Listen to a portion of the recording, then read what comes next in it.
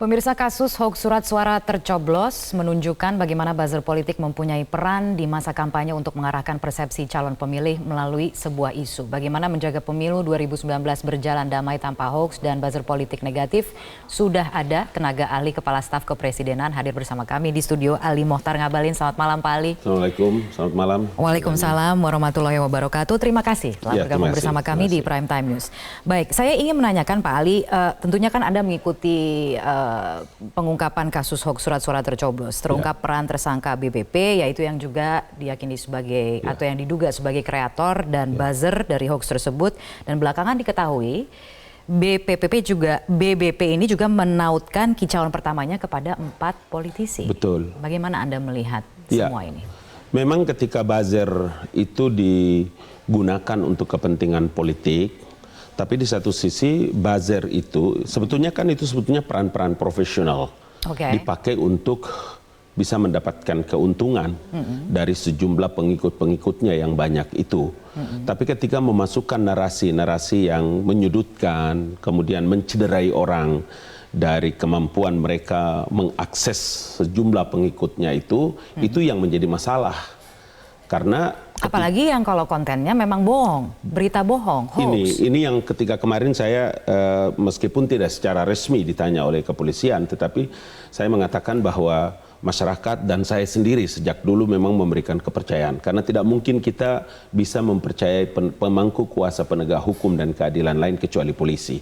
Oleh karena itu, kepada kepolisian memang memiliki kemampuan yang sangat luar biasa untuk bisa mendeteksi ketika tidak saja punya satu akun, itu loh Mbak, punya 2, 3, yang memang akun ini adalah penuh dengan fitnah, penuh dengan berita-berita bohong, sehingga para pengikut itu begitu banyak.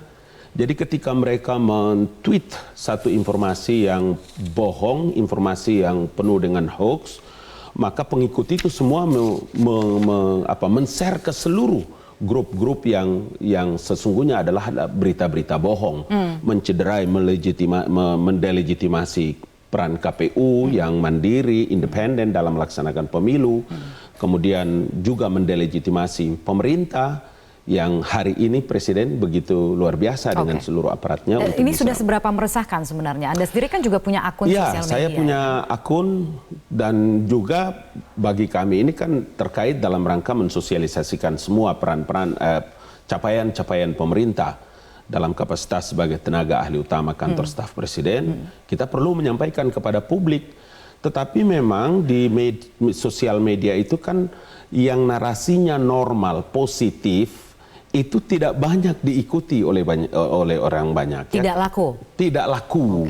Kecuali memang yang terkait dengan mencederai kebijakan pemerintah, kemudian memfitnah presiden, kemudian mendelegitimasi KPU, itu yang menarik itu. Itu sebabnya saya pikir tidak ada cara lain yang bisa dilakukan. Memang semua orang yang menyebarkan berita bohong, kemudian melakukan mencederai orang lain dengan narasi-narasi yang penuh dengan kebencian, intoleransi, dan lain-lain sebagainya, maka kita menyerahkan sepenuhnya kepada pemangku kuasa keadilan dan penegak hukum, polisi, sehingga bisa ada efek jerah. Dan itu tidak boleh kita bercanda dengan semua perilaku. Kembali lagi ke pertanyaan pertama saya, begitu, bahwa cuitan pertama dari tersangka BBP ini ditautkan kepada 4 politisi. Betul. Jadi politisi yang ada di sosial media itu juga sebenarnya punya peranan untuk menjaga agar konten-konten yang isinya berita bohong ini tidak itu bisa yang benar. Disebarluaskan dengan segitu mudahnya. Mestinya saya atau Mbak Kania begitu mendapatkan konten-konten yang tidak sesuai dengan kepentingan publik dan masyarakat, mestinya kita harus bisa menahan diri.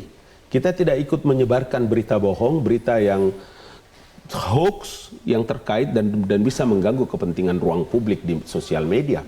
Karena semua orang bisa mengakses sosial media itu. Semua orang memegang smartphone dan dengan gampang disebarkan kemana-mana.